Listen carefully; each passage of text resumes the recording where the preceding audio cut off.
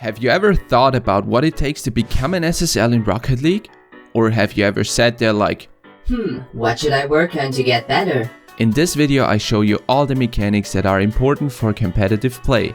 In my opinion, you only need to master 4 basic mechanics that everyone gets to know when starting out with the game.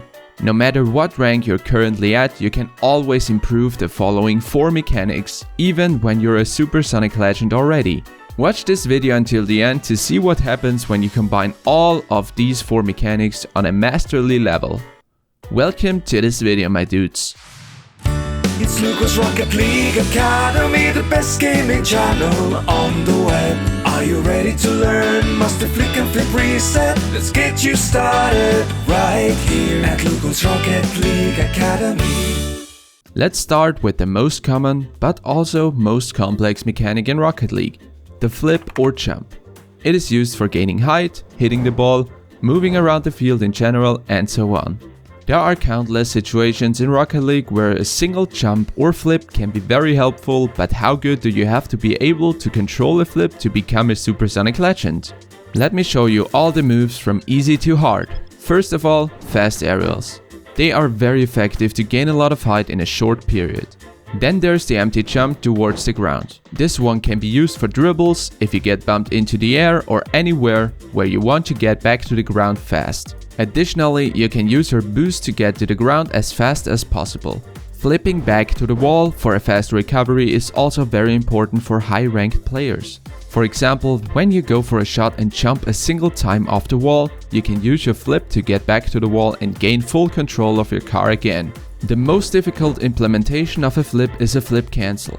The easiest and most common form of a flip cancel is the half flip. You should definitely be able to do a speed flip at Supersonic Legend, but flip cancels are way more widespread in the game. If you flip towards a wall, you need to cancel the flip so your wheels will land on the wall or ramp.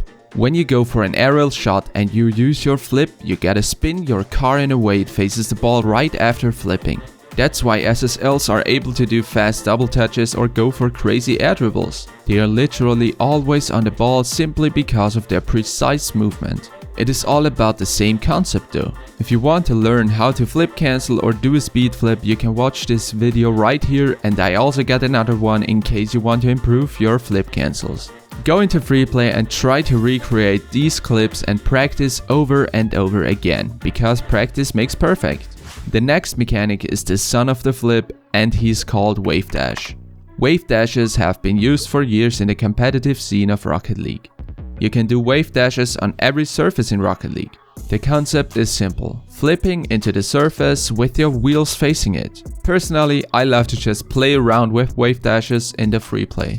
I focus on doing a different wavedash each time though. So I wavedash forwards, backwards, sidewards, on the ceiling, on the wall, after crazy spins, with boost, without boost, and so on. You need to create as many different situations as possible to prepare yourself for such situations in the game. The most common way to wavedash is off the wall. If you're driving on a wall, you can simply jump towards the ground and use a wavedash to speed up to supersonic speed. You also save a lot of boost doing that. The next mechanic is probably the most underrated one, the Powerslide. Without the Powerslide, SSLs would look like platinum players with better aerials. The Powerslide has such a wide area of application. Some of the applications are dribbling in general, turning fast, faking, hook shots, power shots, and many more. It is used as a critical connection between driving and boosting. If you have watched challenge number 4 of my Beat the SSL video, you know what I'm talking about. You can clearly see the difference between an SSL and a non-SSL player there. How can you improve your Powerslide now? Start off by trying to simply turn around using Powerslide and boost. Try to do it backwards now.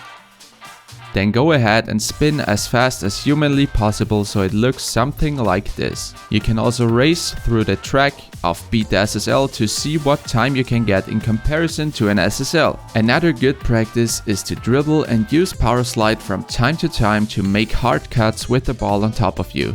Last but not least, you need to work on your aerial car control. I'm talking about accurately air rolling. There are tons of tutorials on YouTube explaining how to air roll properly. People are also learning how to aerial with arrow left or right.